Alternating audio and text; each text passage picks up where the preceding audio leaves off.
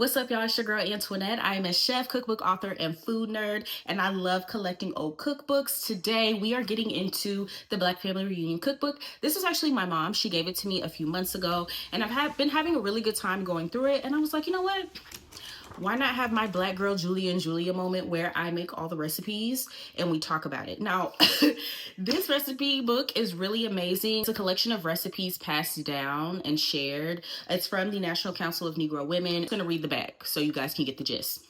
The Black Family Reunion celebrations, organized by the National Council of Negro Women and held in 7 cities across America every summer, celebrate and preserve the values, traditions, and strengths of the African American family. Inspired by these festivals, the Black Family Reunion Cookbook contains more than 250 recipes from the home kitchens across America, seasoned with warm memories and homemade love, including personal reminiscence from celebrities such as Natalie Cole, Wilma Rudolph, Patti LaBelle, and Spelman College President Johnetta Cole. This unique collection reflects the local, national, and international heritage of the Black family. It offers dishes for every occasion and every taste, from African-inspired mustard greens with peanut sauce to down-home, family-famous chicken and dumplings. From a traditional gumbo to sophisticated sweet potato smoked turkey bisque. Okay, that sounds delicious. In honor of the council's founder, Mary McCloy Bethane, her own recipe for her celebrated sweet potato pie.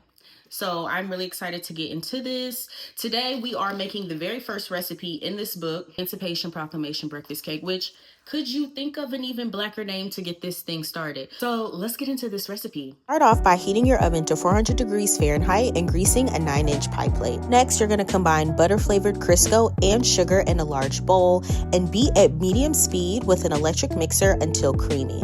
Once the Crisco and sugar were creamed, I beat in 1 egg and made sure everything was mixed together and combined. And then in a separate bowl, I added flour, baking powder, salt, and cinnamon and whisked together, and then added it alternately with the milk to the creamed mixture. Recipes like this don't give a lot of instructions, so you kind of got to just do what feels right. So I did use my hands to get the dough together before I added in my blueberries, and then I folded those in. The recipe said you can use either fresh blueberries or frozen. I opted for the frozen ones. On a lightly floured surface, you want to pat the dough out to a 1/2 inch thickness. You don't really need that much flour when you're patting it out. This isn't really a sticky dough, but one thing you do want to do is kind of adjust the blueberries just to make sure that they're evenly distributed throughout the dough. Pat this dough out to a 1/2 inch thickness, that's me measuring, and then cut into 9 3-inch rounds. I used this glass, it was about 3 inches, which is perfect, and then you get these discs, and then you just want to go ahead and do this 8 more times until you get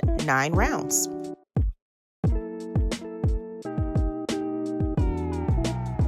The recipe states you want to place 1 in the center of the pie plate and then arrange 8 tilted and overlapping around the center dough in the circle. Some leftover dough, I decided to save that, and then you want to add 1/4 of a cup of honey and spread that all over your dough. Not gonna lie, I really didn't know how this recipe was going to turn out at this point, but I kept going through. And then you want to zest 1 orange and 1 lemon. Again, do not be shy with the zest. This is the key to making this really delicious. So I placed this into my oven. This is when I first put it in. This is after 20 minutes. It still needed some more time.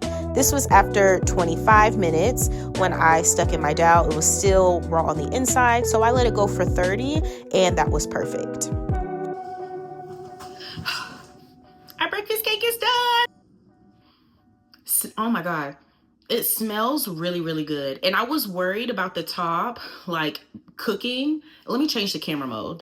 Okay, this is a little bit better. So now that the cake is in focus, I was really worried about the top being cooked all the way through because I had all the honey and a lot of the blueberries. It was just a lot of moisture. So I'm excited to see what the inside looks like, but it looks beautiful. Like the orange zest, the lemon zest, the blueberries, and it smells so good. So I'm gonna take some photos and then we're gonna taste. Time to taste.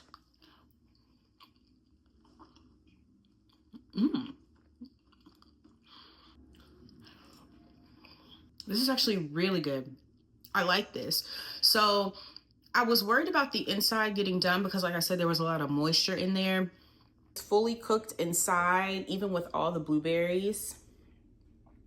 It has a really good texture. I love all the blueberries. It had 1.5 cups of blueberries, which I felt like was going to be a lot, but like, no, this is delicious. Honey on top gives it really great sweetness, but also more depth of flavor, and that blends really well with the zest.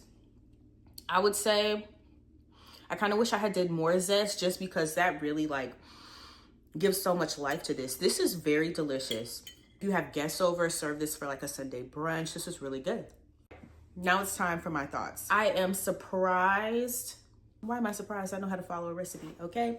Now, one thing I would say, like if you're going to make this recipe, it said 20 to 24 minutes in the oven. Mine was about 30 minutes. The honey on top, I thought it was too much. I was wrong. Great. If you're gonna make this recipe, definitely get all the zest on that orange, get a big orange, get a big lemon, because that really adds to the overall flavor. I would say 9 out of 10, I like this. I would make this again. I would add this to my lineup of breakfast foods. This is so good. Ah! Oh my God, I'm so shocked. I don't know why I'm shocked. I mean, I guess I should know. Somebody's grandma, I mean, come on, with a name like Emancipation Proclamation Breakfast Cake, I should know that it's gonna be delicious. Comment down below if you've heard of this book, if you have this book, if you know someone who has this book, let me know also. And then drop some of your favorite like vintage cookbooks down below, because I always have an excuse to buy old things. Thank you for watching. I hope you really enjoyed this video. And this is the first of many. We're gonna be having so much fun going through the Black Family Reunion Cookbook. This was just recipe 1, but come back for more. Bye.